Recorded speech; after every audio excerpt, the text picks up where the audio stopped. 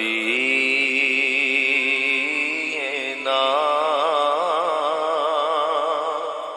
صلی علی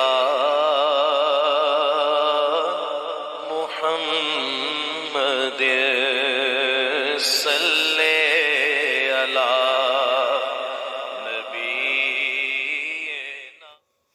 ان اللہ و ملائکتہ یصلون علی النبی یا ایھا الذین آمنوا صلوا علیہ وسلموا تسلیما۔ صلوا علی الحبیب الصلاۃ والسلام علیک یا سیدی یا رسول اللہ وعلی آلک و اصحابک یا سیدی یا حبیب اللہ۔ الصلاۃ والسلام علیک یا سیدی یا نبی اللہ وعلی آلک و اصحابک یا سیدی یا نور اللہ۔ سبحان ربک رب العزۃ عما یصفون وسلام علی المرسلین والحمد للہ رب العالمین والصلاۃ والسلام علی سید المرسلین۔ اما بعد فاعوذ باللہ من الشیطان الرجیم بسم اللہ الرحمن الرحیم۔ دنیا کی سب سے مہنگی گائے، قرآن پاک میں گائے کے نام سے منسوب ایک سورت سورہ بقرہ یعنی گائے والی سورت، یہ قرآن کا ایک نہایت شاندار اور عظیم الشان اور دلچسپ واقعہ ہے، جس میں بنی اسرائیل کے ایک اللہ کے بندے کا ذکر ہے جو بڑا ہی متقی، نیک، پرہیزگار اللہ کا ولی تھا۔ یہ دونوں میاں بیوی بہت نیک عبادت گزار تھے۔ ان کا ایک بچہ تھا جو نابالغ تھا۔ یہ مرد صالح بہت بیمار ہو گیا اور اس کے علاج پر سب مال اسباب خرچ ہو گیا۔ پیچھے ایک کٹیا یعنی گھر جس میں وہ رہتے تھے اور ایک گائے کی بچھیا بچی۔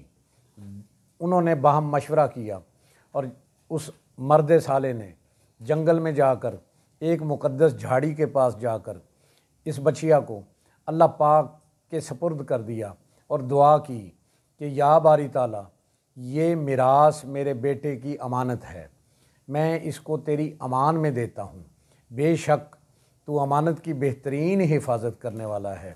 تیری بارگاہ میں دعا ہے کہ جب میرا بیٹا بڑا ہو جائے تو خیر و برکت کے ساتھ یہ اس کی میراث یا امانت اس کے حوالے، اس کے سپرد کر دینا، میرے بعد وہی اس کا حقیقی وارث ہے۔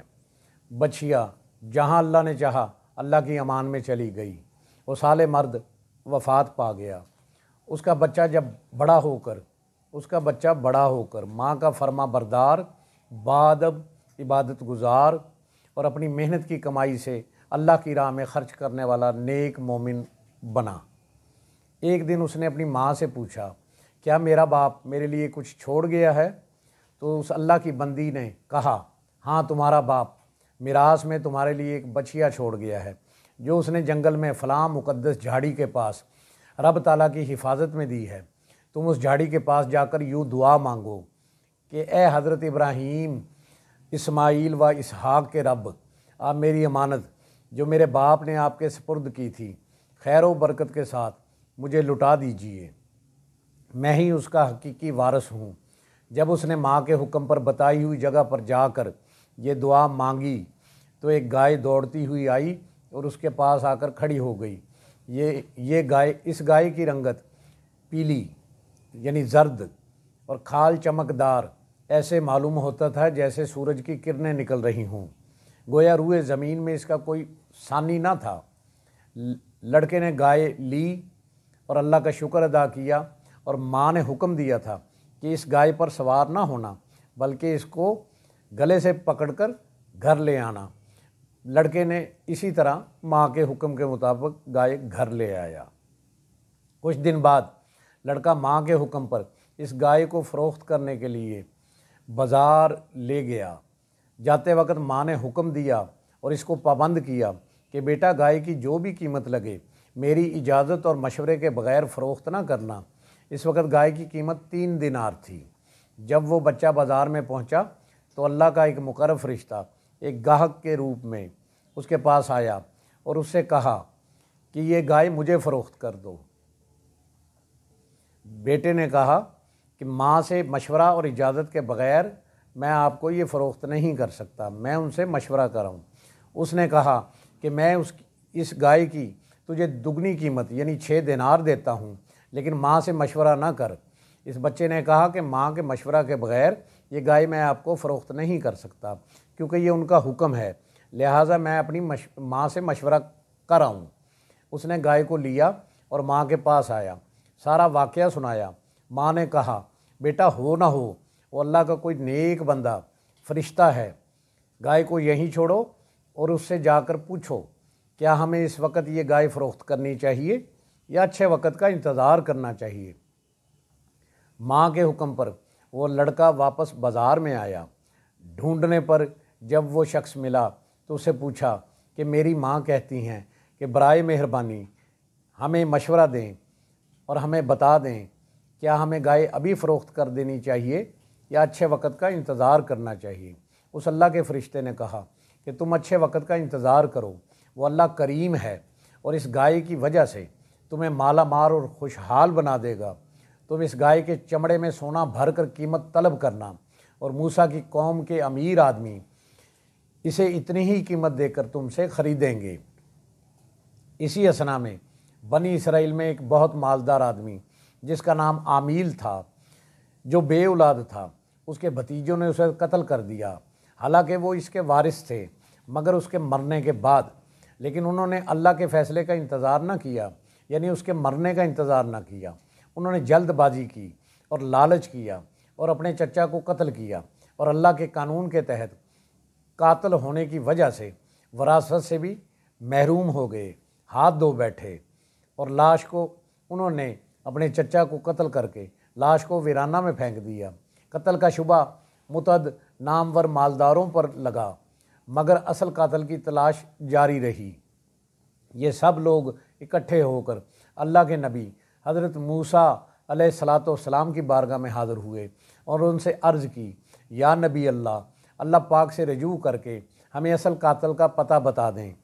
اللہ سے معلوم کرنے پر اللہ کے نبی نے بنی اسرائیل کو اللہ کا حکم سنایا کہ اللہ پاک کا حکم ہے کہ ایک گائے ذبح کرو، اس کی زبان اس لاش کے سینے پر رکھو اور دم سے اس کو چھڑی مارو، لاش اپنے قاتل کا پتہ خود بتائے گی۔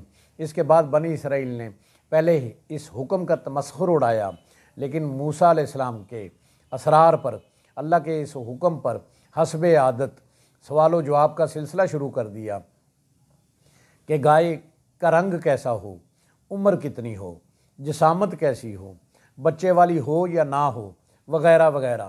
نیز 10 سوال کرنے کے بعد وہ اتنی مشکل اور مشقت میں پڑ گئے کہ اس بری عادت کی وجہ سے اتنا زیادہ پھنس گئے کہ روئے زمین پر ایک ہی گائے بچی جو ان شرائط پر پورا اترتی تھی، جو کہ اس ماں بیٹا کے پاس تھی۔ قرآن میں اس واقعے کو بیان کیا گیا ہے۔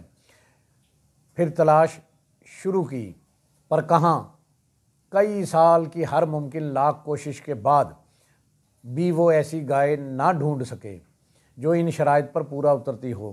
آخر کار ان کو پتہ چلا کہ فلاں گھر میں ایک گائے کھڑی ہے جو ان شرائط پر پورا اترتی ہے۔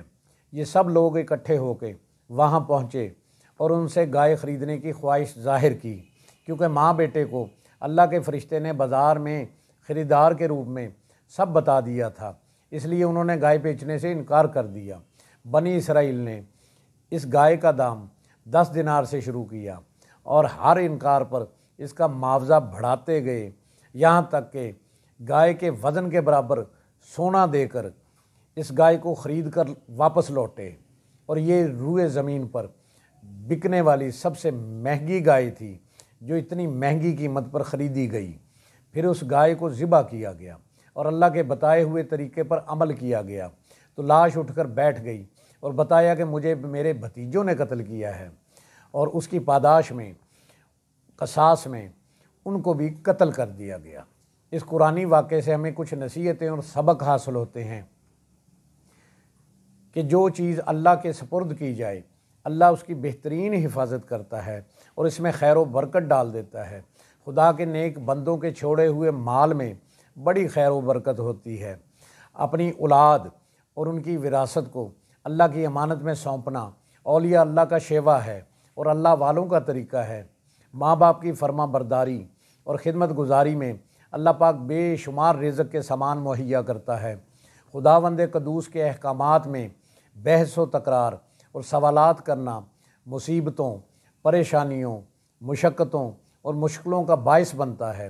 اگر پہلے ہی حکم پر بنی اسرائیل ایک گائے ذبح کر دیتے تو اتنی مہنگی قیمت پر ان کو گائے خریدنا نہ پڑتی۔ جب انہوں نے پوچھا کہ رنگ کیسا ہو، عمر کتنی ہو، بوڑھی ہو یا جوان، موٹی ہو یا پتلی، اولاد والی ہو یا نہیں، وغیرہ وغیرہ، تو اللہ کا حکم ملا کہ گائے کا رنگ پیلا زرد ہو، بے عیب ہو، چمکدار ہو، نہ بوڑھی ہو نہ جوان ہو، بلکہ درمیانی عمر کی ہو اور کمواری ہو، اس سے کوئی مشقت نہ لی گئی ہو، نہ اس سے ہل جویا گیا ہو، نہ پانی سینچا ہو، اس کے سینگ اور کھر بھی زرد یا پیلے رنگ کے ہوں، اور نہ ہی اس پر کسی نے سواری کی ہو۔ نیز وہ ناشکرے اپنے سوالوں کی پاداش میں اتنا پھنس گئے کہ ان کو یہ خاص گائے اتنی مہنگی قیمت پر خریدنا پڑی۔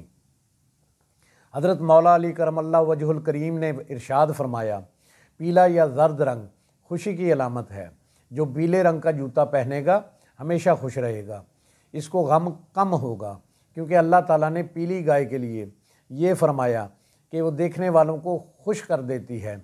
اس مالدار آدمی جس کا نام عامیل تھا، جو مقتول تھا اور بے اولاد تھا، اس کو بھتیجوں نے اس لیے قتل کر دیا، حالانکہ وہ اس کے وارث تھے، مگر اس کے مرنے کے بعد، لیکن انہوں نے اللہ کے فیصلے کا انتظار نہ کیا، یعنی اس کے مرنے کا انہوں نے جلد بازی کی اور لالچ کیا، اپنے چچا کو قتل کیا، اور اللہ کے قانون کے تحت قاتل ہونے کی وجہ سے وراثت سے بھی ہاتھ دھو بیٹھے اور اپنی جان بھی گوا بیٹھے، اور بدنصیبی ان کا مقدر بنی۔